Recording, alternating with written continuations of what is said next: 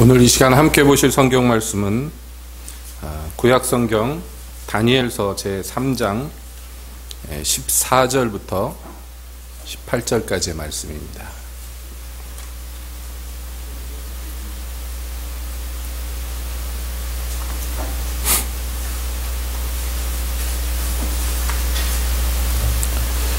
다니엘 3장 14절부터 18절까지 이 시간 함께 보시겠습니다. 느부갓네살이 그들에게 물어 가로되 사드락 메삭 아벳느고야, 너희가 내 신을 섬기지 아니하며 내가 세운 금신상에게 절하지 아니하니 짐짓 그리하였느냐?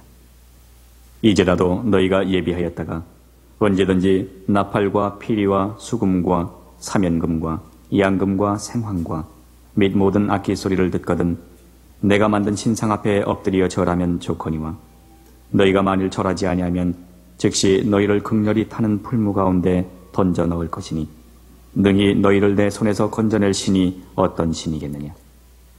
사드락과 메삭과 아벳느고가 왕에게 대답하여 가로되 느부갓네살이여, 우리가 이 일에 대하여 왕에게 대답할 필요가 없나이다. 만일 그럴 것이면 왕이여, 우리가 섬기는 우리 하나님이 우리를 극렬히 타는 풀무 가운데서 능히 건져내시겠고 왕의 손에서도 건져내시리이다. 그리 아니하실지라도 왕이여, 우리가 왕의 신들을 섬기지도 아니하고 왕의 세우신 금신상에게 절하지도 아니할 줄을 아옵소서. 아멘. 하나님, 이 시간에 주님의 말씀 듣고자 합니다. 듣기를 원합니다. 오셔서 저희에게 말씀하여 주시옵소서. 예수님의 이름으로 기도하옵나이다. 아멘. 한 주간 평안하셨습니까?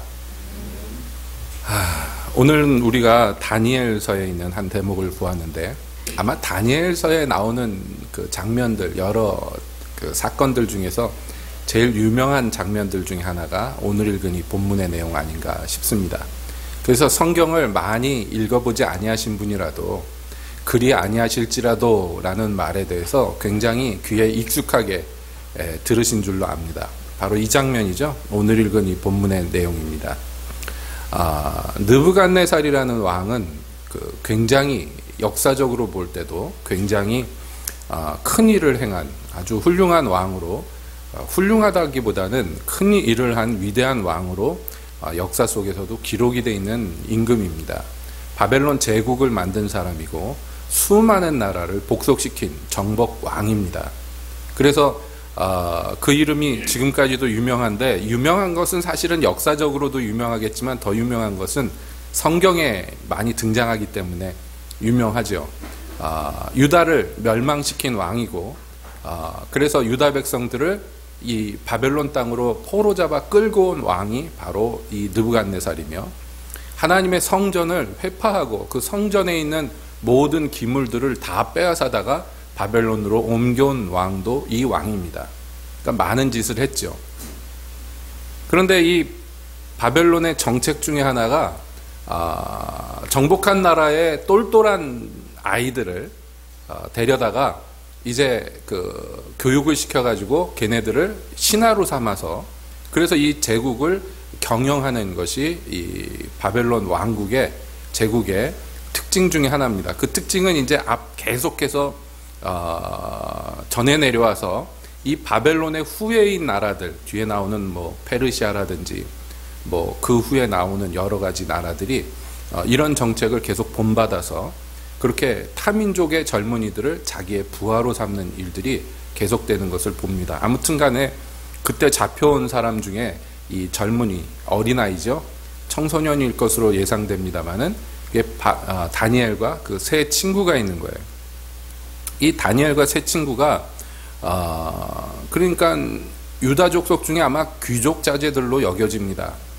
그러니까 따로 뽑혀가지고 엘리트 교육을 받은 사람들인데, 그 중에 다니엘이 이 앞장에서 느부갓네살이 어떤 꿈을 꾸고선 고민에 빠졌는데 자기가 꾼 꿈을 기억을 못해.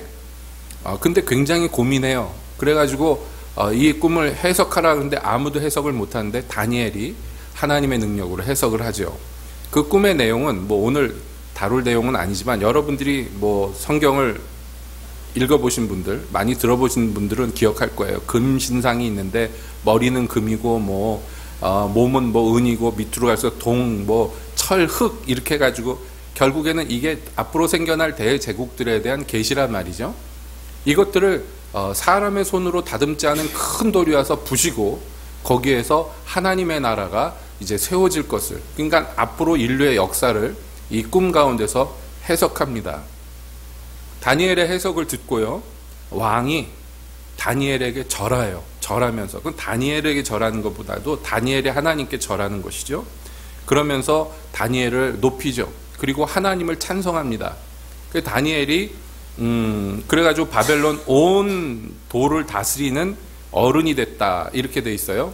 그러니까 바벨론은 제국입니다. 그러니까 비유컨대 뭐와 같으냐면 지금 미국과 비슷하다고 생각하세요. 그냥 이해를 돕기 위해서 비유는 하는 건데, 미국은 우리가 볼 때는 나라 하나지만 미국 안에 들어가 보면 50개 나라가 연합된 국가란 말이죠.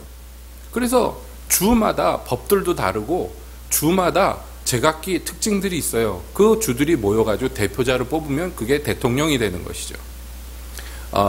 그래서 바벨론도 그런 주와 같은 여러 도들이 합쳐져서 큰 대제국을 이룹니다. 그러니까 각 주마다 왕과 비슷한 존재들이 있고 각 주마다 통치자들이 있는 그런 형상인데, 이 모든 도를 총괄하는 지위를 다니엘이 받아요. 그러니까 굉장히 높은 벼슬을 한 것이죠.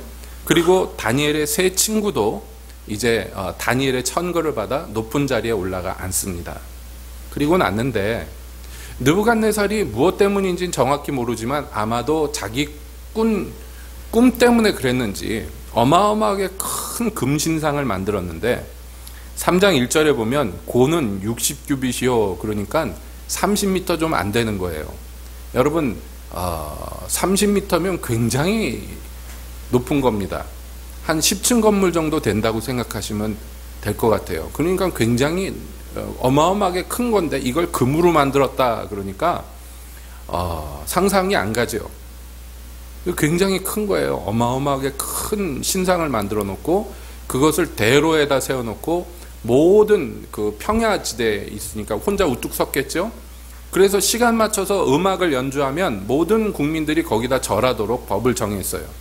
만약에 절하지 않으면 풀무불에다가 던져버린다 그랬으니, 예상컨대 그 금신상을 만들 정도의 금을 녹여서 신상을 만들었는데, 여러분 금속으로 그렇게 큰 구조물을 만드는 것은 오늘날에도 굉장히 어려운 일이에요.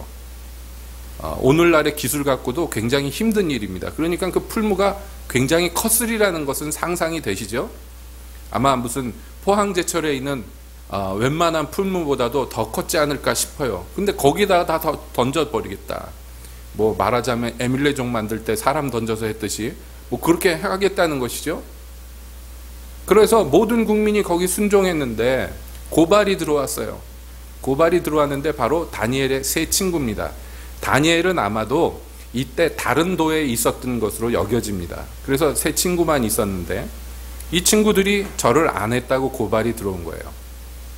그래서 왕이 얘네들을 데려와라. 그 다음에 이제 한 말이 오늘 읽은 본문의 이야기예요. 이 세 신하를 다니엘과 함께 이 왕이 사실은 굉장히 아낀다는 것을 여기에 이 말에서 우리가 엿볼 수 있어요. 왜냐하면 다짜고짜 죽이지 않고 와서 물어봅니다. 너 절하지 않았는데 짐짓 그리하였느냐? 이것은 뭐냐면 혹시 실수로 절하지 않은 것 아니냐라고 묻는 것이에요. 만약에 너희가 실수로 그랬다면 이제라도 음악을 연주할 때 이제라도 절하면 된다. 근데 만약에 절하지 않으면 여기 이 극렬히 타는 풀무에다가 던질 것인데 거기에서 능히 건져낼 신이 또 있겠느냐. 그러니까 이 금신상을 만들고 거기다 절하게 한 이 모든 것들은 사실은 왕에게 있어서는 통치 행위 중에 하나입니다. 세상의 왕으로서는요. 모든 국민들이 여러 민족들이 이 모인 이 제국에서 항상 뭔가 하나로 정신을 모으는 것은 굉장히 중요한 일이에요. 그렇지 않으면 나라가 분열되기가 쉽기 때문에 그렇습니다. 오늘날에도 보세요. 영토 큰 나라들의 특징이 뭐냐면 이상한 거 만들어가지고 거기다가 국민들의 마음에다가 막 그걸 넣어주죠. 중국만 해도 보세요. 중국 사람들이라고 다 똑같지가 않습니다. 생긴 것도 달라요. 인종이 다릅니다. 저 북쪽에 사는 사람들하고 남쪽에 사는 사람들하고 동쪽에 사는 사람, 서쪽에 사는 사람 보면요. 생긴 것도 달라요. 저 남쪽에 있는 중국 사람들 머리 뽀글뽀글하고요. 얼굴 시커멓고 눈썹 진합니다. 북쪽에 가면요. 그렇지 않아요. 곱슬머리 없어요. 북쪽에 가면. 그리고 팔다리가 길어요. 북쪽에 가면. 남쪽에 가면 좀 짤딱막해지고. 왜냐하면 옛날에 다 다른 나라, 다른 민족이었는데 어떻게 뭉쳐가지고 중국이라고 만들어 놓은 거예요. 그러니까 뭘 합니까? 자꾸 우리는 한민족이다. 이 중화민족이 최고다. 막 이거 막 불어넣잖아요. 심지어는 옛날 우리나라 고구려 역사, 발해 역사 이것도 다 중국으로 편입시키려고 지금 막 하잖아요. 왜냐하면 그 후예들이 그 땅에 살고 있는데 얘네들이 자꾸 딸로 돌려면 안 되잖아요. 그러니까 조선족도 중국 사람, 어디도 중국 사람 막 그래가지고 집어넣어가지고 뭔가를 만들려고 그러죠. 여러분 이게 어제 오늘의 일이 아닙니다. 그러니까 느부갓네살이 지금 금신상을 만들고 거기다 절하게 하려는 것은 이 사람들의 마음을 합해가지고 뭔가 제국으로서 더 튼튼히 세우려는 이 정치행위인데 지금 자기가 아끼는 신하들이 그 중에서 제일 아끼는 애들이 그것을 거부한다는 것이 사실은 굉장히 거북스럽고 지금 힘든 일이에요. 그러니까 지금 설득하는 거예요. 그런데 거기에 대해서 이 세 친구가 사드락, 메삭, 아벳느고가 왕에게 대답합니다. 우리가 이 일에 대하여 왕에게 대답할 필요가 없습니다. 우리말 성경에 그렇게 되어 있는데 이게 무슨 얘기냐면 논의의 가치가 없다는 거예요. 왜 신상에 절하지 않았느냐? 왜 우리는 우리의 형편은 이래서 어쩔 수 없이 절을 못했는데 뭐 봐주십시오. 이런 얘기가 필요가 없다는 거예요. 왜냐하면 이것은 무슨 타협의 여지가 없는 일이라고 지금 이 세 친구가 단호하게 얘기하는 거예요. 왕 앞에서 타협의 여지가 없습니다. 여러분 느부갓네살은 앞장의 꿈에서도 나왔지만 금신상의 머리에 해당하는 사람이에요. 이 느부갓네살과 그의 제국은. 그래서 왕 이전에도 이후에도 왕만큼 강력한 왕권을 가진 사람은 없을 것입니다 라고 다니엘이 해석했었던, 그러니까 이 지구상에 생겼던 모든 권세자들 중에서 역사상 가장 강력한 권세자가 이 느부갓네살이에요. 그러니까 함부로 왕 앞에서 이렇게 말한다는 것 자체가 사실은 불가능한 일입니다. 여러분 우리나라 사극만 봐도 임금님한테 말 한마디 잘못하면 무슨 3족을 멸하느니 무슨 5족을 멸하느니 막 이런 판인데, 그보다 훨씬 강력한 왕권, 감히 왕비라도 왕이 부르지 않았는데 오면은 사형을 당하는 그런 왕권이에요. 이 바벨론의 왕권은요. 무시무시한 겁니다. 근데 그 앞에서 머리 꼿꼿이 들고 이 세 명이 얘기하는 거예요. 이 건에 대해서는 왕과 우리는 말을 섞을 필요가 없습니다라고 단호하게 얘기해요. 우리가 하나님만 섬기는 이 문제에 대해서는 타협의 여지가 없다는 거예요. 여러분 이것이 이 세 명이 갖고 있는 믿음을 대변해 주는 말입니다. 오늘 우리가 이 다니엘서에서 유명한 장면을 봅니다마는 사실은 무엇에 대해서 얘기하고자 하는 것이냐면 믿음에 대해서 얘기하고자 하는 거예요. 믿음에 대해서. 그래서 이 세 명이 단호하게 왕에게 말한 것이 첫 번째 뭐냐면, 설사 왕의 말대로 우리를 풀무불에 던진다 할지라도 왕이여, 우리 하나님은 그 극렬히 타는 풀무 가운데서라도 우리를 능히 구원하실 하나님입니다 라는 고백이에요. 이것이 그 믿음의 고백의 첫 번째입니다. 하나님은 어떤 상황, 어떤 처지에서도 나를 건지실 수 있는 분이라고 믿는 거예요. 두 번째 고백은 뭐냐면, 설사 그리 안에서 하나님이 그렇게 하지 않으셔서 우리가 그 풀무불에 타서 죽는다 할지라도 그래도 나는 왕의 신들을 섬길 수 없고 하나님만 섬깁니다 하는 것이 이 두 번째 고백이에요. 여러분 이 세 친구의 고백은 그래서 오랜 세월 동안 그 신앙을 갖고 있는 사람들의 마음에 깊은 울림을 줍니다. 그래서 오늘날에도 조금 연식은 됐습니다만은 우리나라의 찬양 중에도 있지요. 뭐 그리 아니하실지라도 하면서 나오는 찬양. 이것이 그 믿음의 고백 중에서 상당히 우리의 심금을 울리는 유명한 고백입니다. 여러분 웬만하면 다 아시는 얘기일 줄 알아요. 자, 그 뒤에 얘기가 어떻게 되는지 아시죠? 그 뒤에 얘기는 나중에 언급하기로 하고, 자, 여기에서 이 세 친구, 다니엘의 세 친구의 믿음의 고백에 대해서 우리가 생각해 봅시다. 우리도 하나님을 믿는 사람, 우리도 하나님을 섬기는 사람이에요. 이 세 친구와 우리는 성정이 같은 사람이며 같은 하나님을 섬기는 하나님의 종들입니다. 동의하시죠? 자, 그런데 말이죠. 우리가 그 하나님을 섬길 때 여러분 조금만 타협하면, 피해를 보지 않고 조금만 타협하면 얼마든지 편하게 살 수 있는 그런 처지에서 여러분 이 세 친구처럼 거기에 대해서는 논의가 필요 없습니다 라는 자세를 내가 갖고 있는가, 같은 믿음을 갖고 있는데 말이죠. 이것은 굉장히 우리 믿음에 있어서 굉장히 중요한 순간인지도 모릅니다. 제가 청소년 시기 때 저희 아버지가 저만 보면 너 교회 다니지 마, 예배당 가면 안 된다, 항상 그렇게 얘기를 했어요. 그러면 네 알겠습니다 그래 놓고 몰래 숨어서 교회를 다녔어요.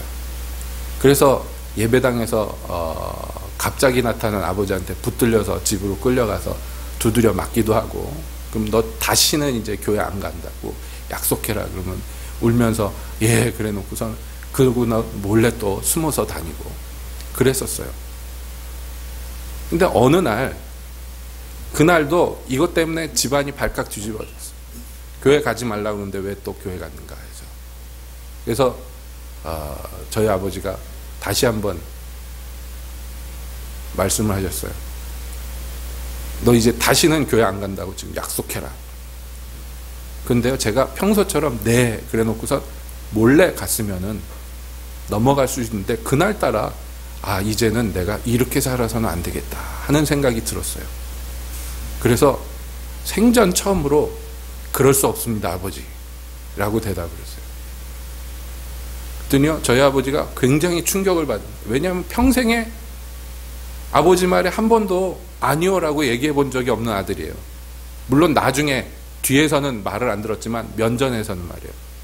그 충격을 받아가지고 잠시 무슨 말을 해야 될지 모르겠다가, 그 다음에 이제 이 사태가 하고 느껴진 거예요. 그래서 이놈의 자식이 그러면서 이제 뒤집어졌는데, 저는 거기 앞에 눈 감고 서서 이제 오늘은 내가 죽는구나 순교자의 마음을 갖고 서 있었는데, 저희 아버지가 후다닥 나가가지고 가장 효과적으로 두드려 팰 수 있는 기구를 찾으러 이제 막 뒤지고 집을 뒤지는데, 저희 어머니랑 누나가 달려들어가지고 저의 두 손을 잡고 한 사람이 한 쪽을 잡고 집에서 쫓아냈어요. 막 밀어냈어요. 오늘은 잘못하다가 송장 치우겠다 싶으셨나. 과장이 아니고 저희 아버지는 때릴 때 정도를 모르고 때리는 사람이에요. 약간 정신적인 문제가 그 부분에 있는 것 같아요. 지금 와서 생각해 보면. 그래서 과장이 아니고 진짜 맞다가 이러다가 큰일 치르겠다 싶었는지, 그래가지고 맨발로 집에서 막 밀려가지고 집 바깥에 골목까지 나갔는데, 집안에서 막 와장창하고 막 소리가 들리고 그러는데, 제가 골목 바깥에 숨어가지고 이제 어떻게 되나 맨발로 서서 있는데, 그 동네 같이 살던 친구 하나가 운동화를 들고선 저를 찾아서 막 돌아다니다가 저를 보더니 막 달려왔어요. 니네 누나가 이거 나 주면서 너 찾아서 운동화 주라고 그랬다. 그래서 맨발에 운동화를 신고 그냥 입은 옷 그거밖에 없는 거예요. 이제 어떻게 해야 되나. 그날부터 해서 사실은 집에 들어가지 못하고 떠돌아 살기 시작한 거예요. 그러면서 제가 깨달은 게 뭐냐면, 이게 믿음이라는 게 사실은 이렇게 선택하는 순간이 오는구나 하는 것이에요. 선택해야 되는 순간이 오는구나. 여러분, 믿음이 대략 타협하고 또는 거짓말로 이렇게 넘겨가지고도 충분히 그런 신앙생활 할 수 있어요. 근데 하나님이 어느 순간에 정말로 이 둘 중에 하나를 선택하라고 하시는 상황이 우리에게 하나님으로부터 주어지는 때가 있다는 거예요. 그래서 그것을 선택해야 돼요. 그것을 선택했어야 돼요. 여러분, 여기 나오는 다니엘의 세 친구도 선택을 했어요. 왜냐하면 지금 이 상황에서 왕이 법을 만들었는데 이 금신상을 만들고 법을 만드는 게 이게 하루아침에 되는 일이 아닐 거예요. 수십 미터짜리 금신상을 만드는 일이면 전국적인 일이며 그 금부치를 모으는 것부터 해서 이것을 설계하고 제작하는 것부터 해가지고 세우고 뭐 하는데 얼마나 기간이 오래 걸렸겠습니까? 법령을 만들고 반포하는데 또 얼마나 오래 걸렸겠어요? 거기에서 실무자로 그 정부에서 일하는 사람들이기 때문에 이제 이 법이 반포되고 우리가 여기에 불순종하면 어떤 일이 일어날 것인지 생각할 수 있는 기간이 충분히 있었어요. 어느 날 갑자기 확 닥친 일이 아니란 말이에요. 근데 이들은 이전부터 이미 결단을 내렸어요. 그 결단을 오늘 발표한 것이지 여기에 나오는 믿음의 고백은 이전부터 그 마음에 품고 있었던 것입니다. 우리는 무슨 일이 있어도 하나님만 섬겨야 돼요. 여러분, 사실은 그렇잖아요. 그 금신상에다 절할 수 없어요. 그런 사람이에요, 우리는. 그러나 죽기를 두려워하고 살고자 한다면 뭐 절 한번 할 수 있어요. 뭐 그것이 가짜로 절한 거니까 하나님은 이해하실 거야, 이렇게 하고 넘어갈 수도 있어요. 그런 마음을 가지고 여러분, 우리의 역사를 근자에 보더라도 일제시대 때 이와 비슷한 일이 일어났잖아요.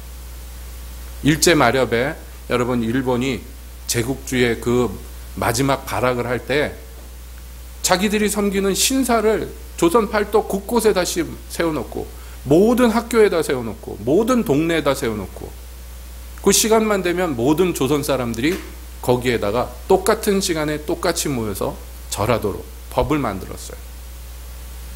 그 법이 발효가 되는 것이 어느 날 갑자기 꽝 기습적으로 된 게 아니에요. 이제 이렇게 될 것이다 계속 얘기를 했고 여기서 뚝딱 저기서 뚝딱 신사를 만들고 있었어요. 그 과정에 조선에 있던 기독교인들이 모여서 회의도 여러 차례 했어요. 이제 이 법이 진짜 공포가 되면 어떻게 할 것인가에 대해서 의논도 많이 했어요. 많은 사람들이 우리가 죽으면 죽었지 이 우상에게 절할 수 없다라고 결론했지만 실제로 법령이 공포됐을 때 대다수의 기독교인들, 조선의 기독교인들은요 거기 가서 절했어요. 대부분의 교회 목사님들이 교인들에게 설득했어요. 그거는 우상숭배 아니라고.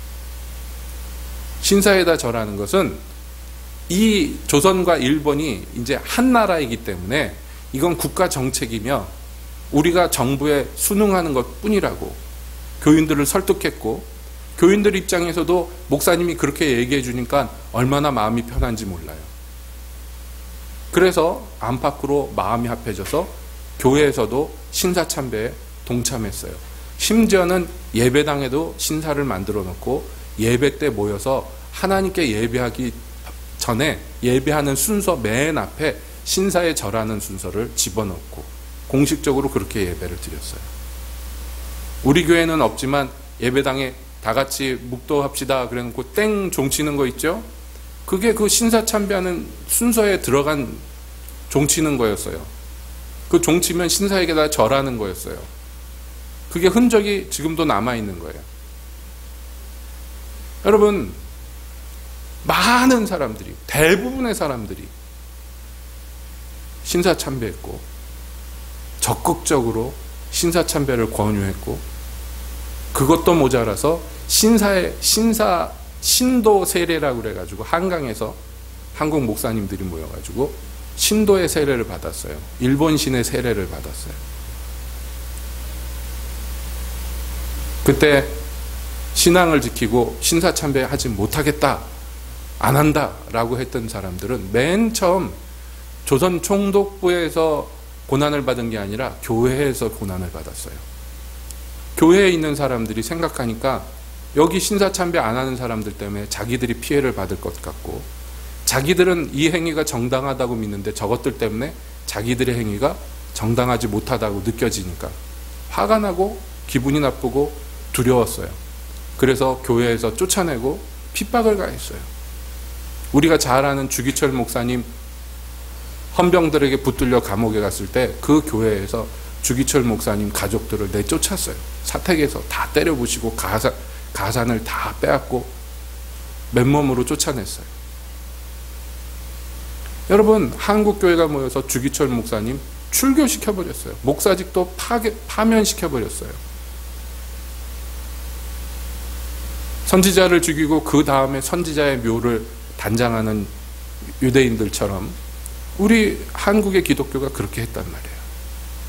그러니까 이게 먼 나라 옛날 얘기가 아니라 현실적인 얘기입니다. 현실적인 얘기. 오늘날에는 어떻습니까? 여러분, 오늘날의 우상에게 절하지 않으면 우리가 감옥에 가고 붙잡혀가서 죽고 그러지는 않지요. 그러나 우리가 스스로 만들어 놓은 우상들에게 타협하고 그것들에게 절하는 일들이 얼마나 많습니까? 여러분, 오늘날의 대한민국 기독교인들이 과연 주일을 주님의 날이라 해가지고 주님만 섬기겠다 하는 사람이 얼마나 됩니까? 점점 세태가 각박해지죠. 예, 주말이고 일요일이고 나와서 일해라. 일 안 하면요? 일 안 하면 감옥에 갑니까? 아닙니다.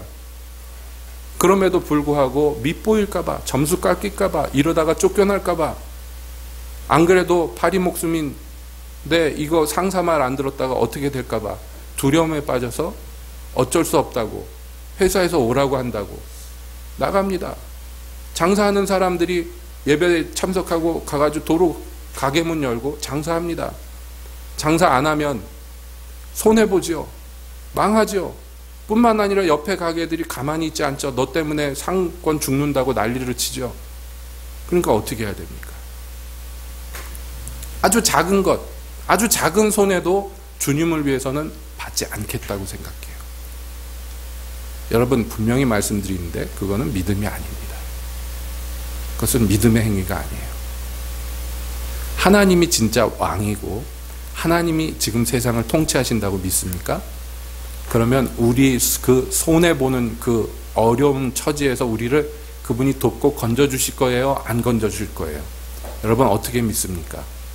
여기 이 세 친구는 풀무불에서라도 능히 하나님은 우리를 건져줄 겁니다 라고 고백했어요. 여러분은, 여러분의 믿음은 어떻습니까? 거기서 여러분, 하나님이 여러분을 건져주시겠습니까? 하나님을 믿는 여러분을 도와주시겠습니까? 그 피해보는 데서, 손해보는 데서 여러분들을 건져주시겠습니까? 하나님이 그렇게 하실 것 같습니까? 그렇게 하시리라고 믿습니까? 과연 그렇게 하시기로 여러분 믿으시기를 바랍니다. 예수 믿는 것은 분명히 말씀드리거니와 이 세상에서 손해볼 수밖에 없는 그러한 포지션이에요. 그 손해라는 것은 유형, 무형의 손해가 있어요. 우리 엊그제 예언자매랑 잠깐 얘기하는데 전도 나갔다가 어려움을 많이 겪었다, 그런 얘기를 합니다. 그 얘기를 들으니까 저도 새록새록 옛날 생각이 나요.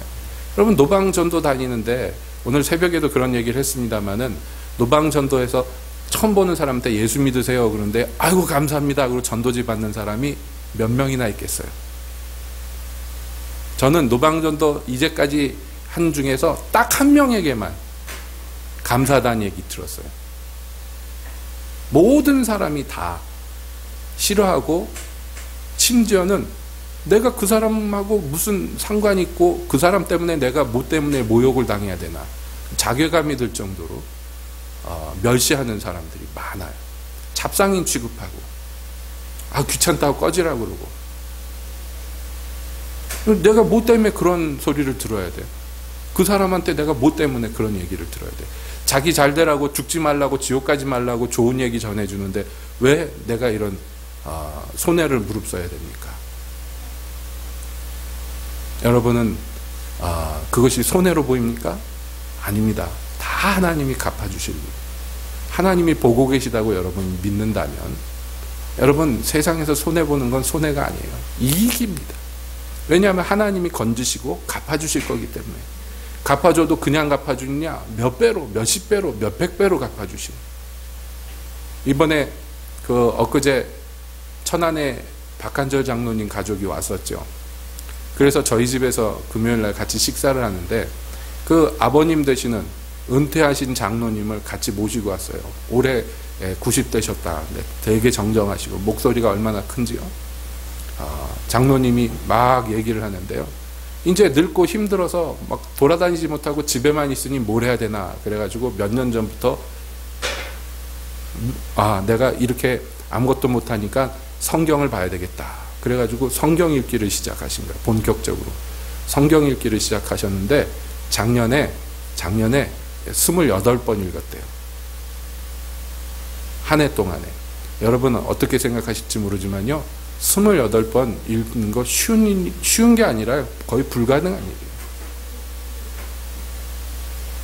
그렇죠? 28번이면 여러분 계산이 어떻게 해야 돼요? 한 달에 몇 번 읽은 거예요?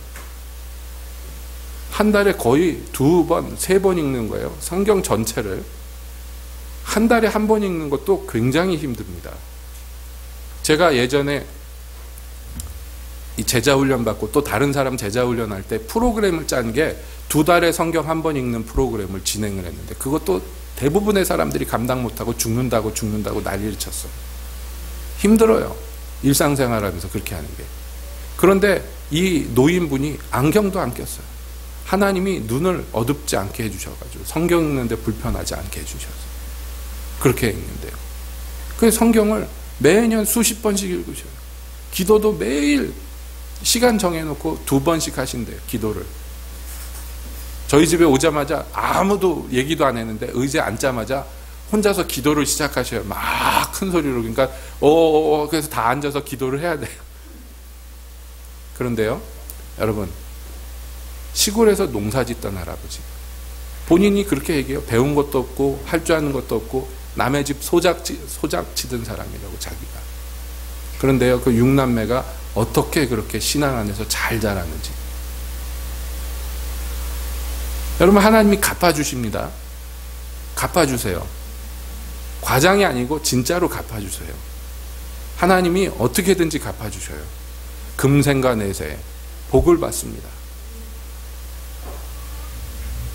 자, 그렇기 때문에 우리가 이 첫 번째 이 믿음의 고백처럼, 이 세 친구의 고백처럼 이런 고백이 우리 마음에 깊이 있어야 돼요.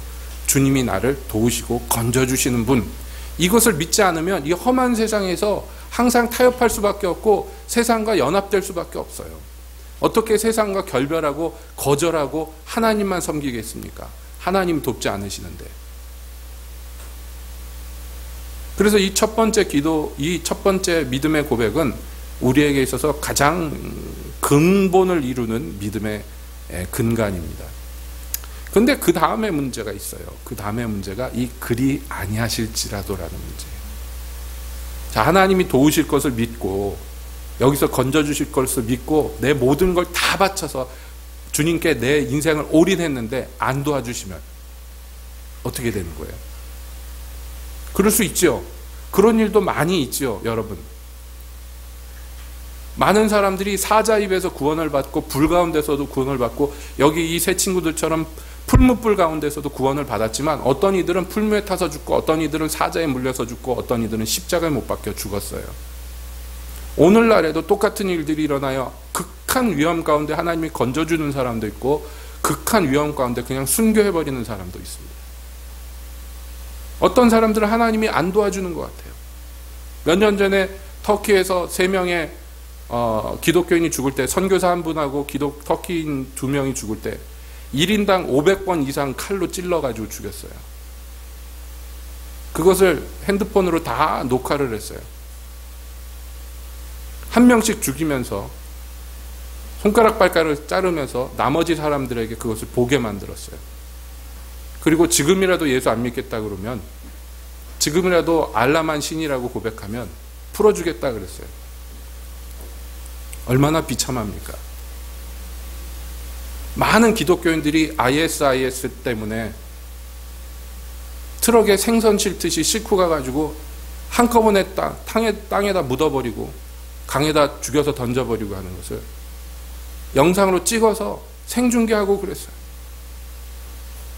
기독교인들이 양처럼 소처럼 잡혀가서 죽었어요. 여러분, 왜 하나님이 안 도와줄까요? 왜 그렇게 죽게 놔뒀을까요? 어떤 사람들은 신사참배 거절하고 신앙을 지키다가 하나님이 극적으로 살려주셔서 살아나신 분들도 있고, 어떤 분들은 비참하게 죽는 사람들도 있어요. 주기철 목사님도 감옥에서 죽었어요. 순교했어요. 여러분, 왜 이럴까요? 왜 하나님이 안 건져주실까요? 이게 그 다음 문제예요. 나는 주님께 믿음을 지켰는데 주님은 왜 나한테 도와주시지 않고 망하게 놔두시는가 하는 거예요. 왜 그럴까요?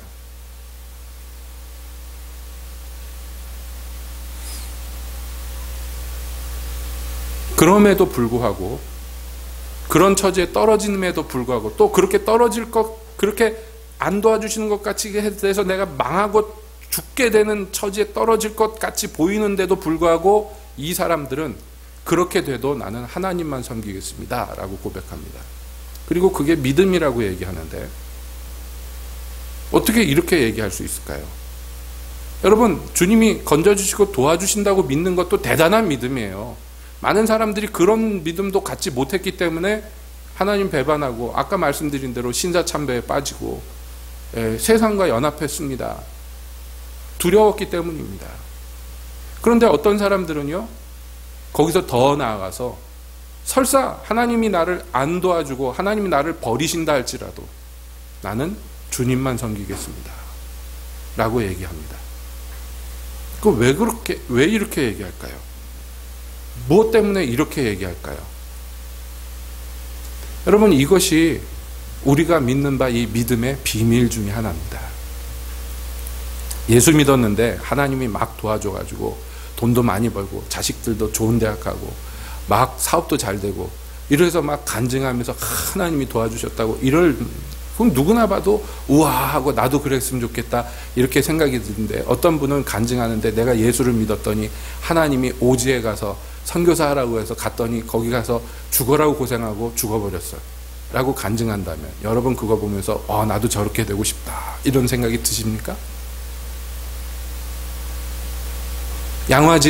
서울의 양화진에 있는 선교사 무덤에 가면, 거기 선교사 무덤 비석에 보면 쭉 말들이 나와 있는데요, 많은 경우에 조선에 와서 내가 주님께 내 인생을 드리겠습니다 하고 조선에 와가지고 1, 2년 안에 죽은 사람들이 태반이에요. 정말로 과장이 아니고 왔는데 그냥 병이 들었는데 무슨 병인지 몰라. 그걸 뭐라 그랬냐면 풍토병이라고 그랬어요. 그냥 무슨 병인지 몰라요. 옛날엔 대륙 간의 이동이 없었기 때문에 각 대륙 간에 있는 균을 사람이 견디지 못하는 경우가 많았어요.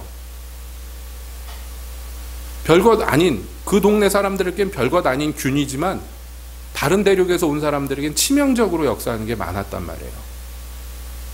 그래서 그냥 이유도 모르고 시름시름 앓다가 죽어요. 애기들은 태반이 다 죽어요. 애 낳으면 태반이 죽어요.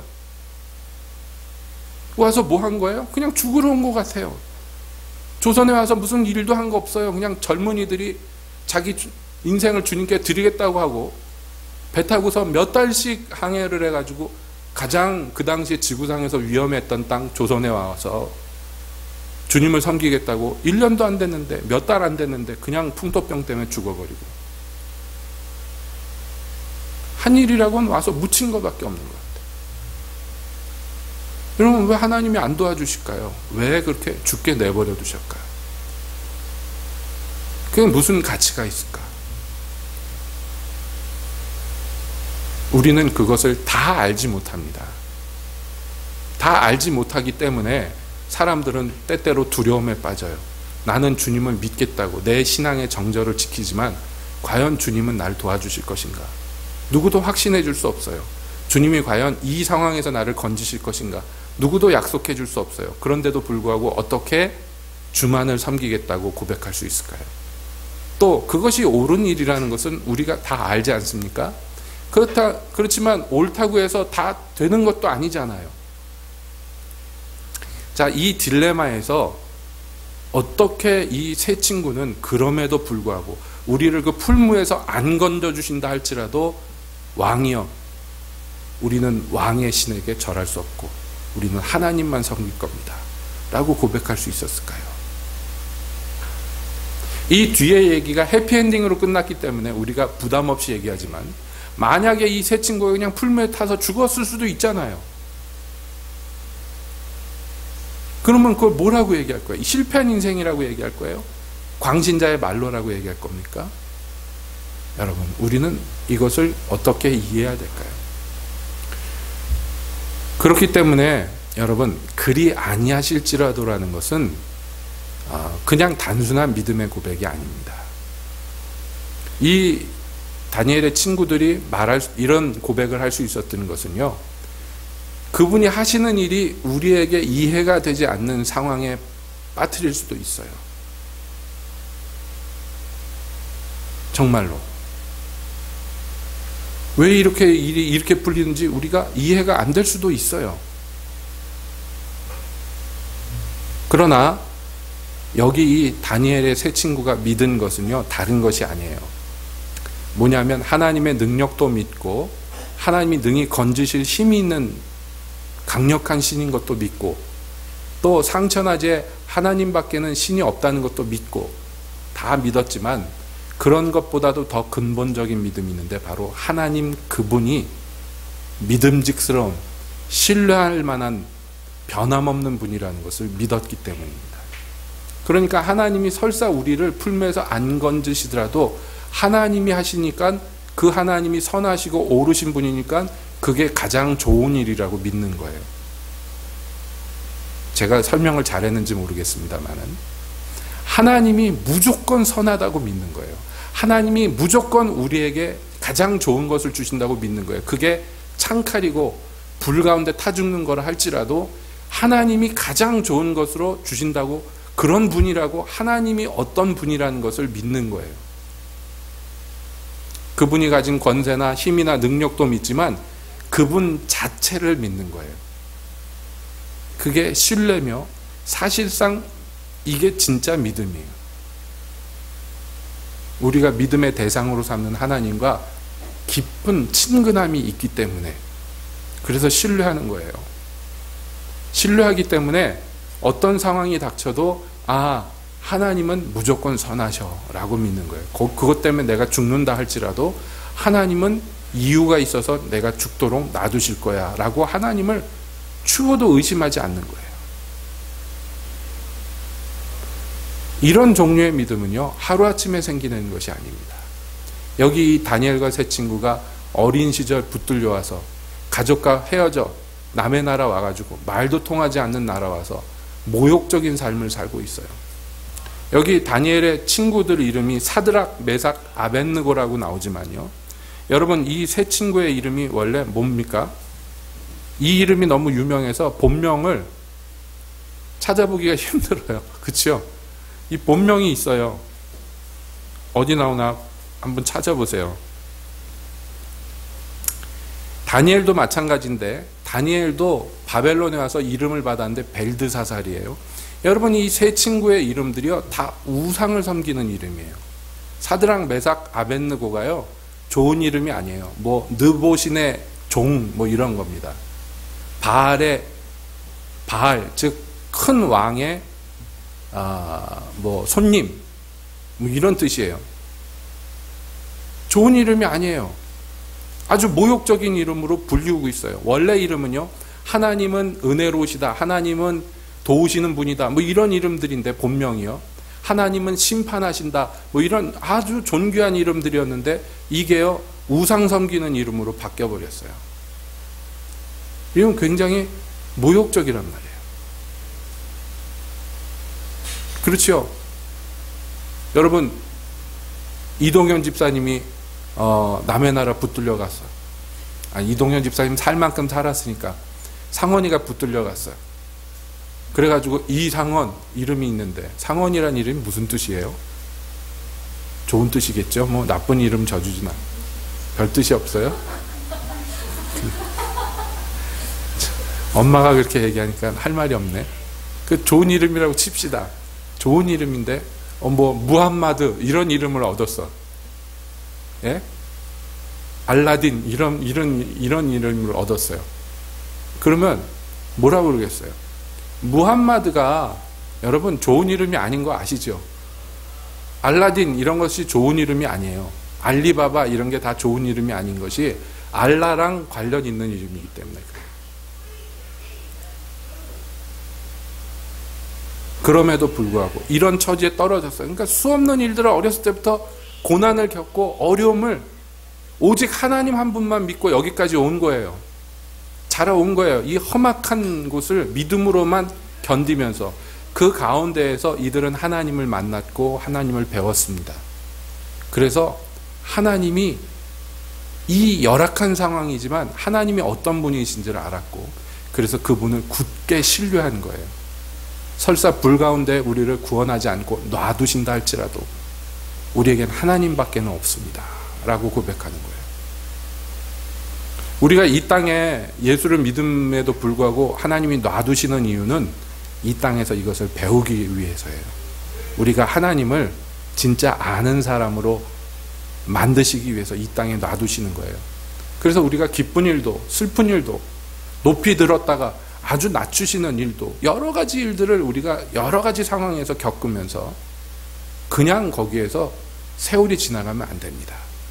그 세월을 통과하면서 우리가 하나님을 배워서 하나님이 어떤 일을 하시든 무조건 하나님이 옳고 하나님이 무슨 일을 베푸시든 무조건 그분은 선하시다는 것을 추호도 의심하지 않고 그렇기 때문에 나는 하나님께 마음을 빼앗겼기 때문에 어떤 처지에 떨어지든지 나는 감사하고 찬양할 수밖에 없고 나는 하나님만 신뢰할 수밖에 없다고 그렇게 고백하는 사람으로 우리를 만드시기를 원하는 거예요. 여러분 과연 하나님은 어떤 분입니까? 이 세 명이 풀무에 던져졌을 때 왕이 깜짝 놀라서 우리가 세 명을 던졌는데 왜 네 명이 불 가운데 있느냐. 그 마지막 네 번째 사람은 신의 아들과 같다. 일반인이 아닌 거예요. 뭔지 모르지만 정확하게 느부갓네살이 뭘 봤는지 모르지만 거기에서 하나님을 본 거예요. 하나님의 아들이 여러분 하나님이요 풀무에서 건지든 안 건지든 거기 함께 계셔요. 풀무에 타 죽었다 할지라도 거기 함께 계세요. 그 불 가운데 구경꾼이 아니에요. 주님은 동참하시는 분이에요. 우리가 사망의 캄캄한 죽음의 골짜기를 걸어가는데 나 혼자 있지 않아요. 거기에 주님이 함께 계셔요. 우리 하나님은 그런 분이에요. 너 혼자 이거 잘 통과해야 된다라고 그러면서 우리를 어두운 동굴에다 집어넣는 분이 아니에요. 함께 있는 분이에요. 함께 하시는 분입니다. 과연 이 세 친구와 주님은 함께 계셨어요. 그래서 불 가운데 던졌는데 머리털 하나도 곱슬곱슬해지지 않고 눈썹 하나도 그슬리지 않았어요. 하나님의 아들이 거기 함께 계셨기 때문입니다. 우리도 이 땅에 사는 날 동안에 이렇게 주님을 배워야 될 줄로 믿습니다. 주님이 우리를 세상이라는 이 학교에서 교육하실 때 여러분 하나님을 오늘도 배워가십시다. 매일매일 배워가십시다. 그래서 더 주를 가까이 아는 주님을 더 깊이 신뢰하는 그런 사람으로 변화됩시다. 그것이 인생의 참 가치인 줄로 믿습니다. 그래서 주님의 책에 여기 다니엘과 그 친구들처럼 존귀한 이름으로 기록되는 우리가 되기를 예수님의 이름으로 축복드립니다. 기도하겠습니다.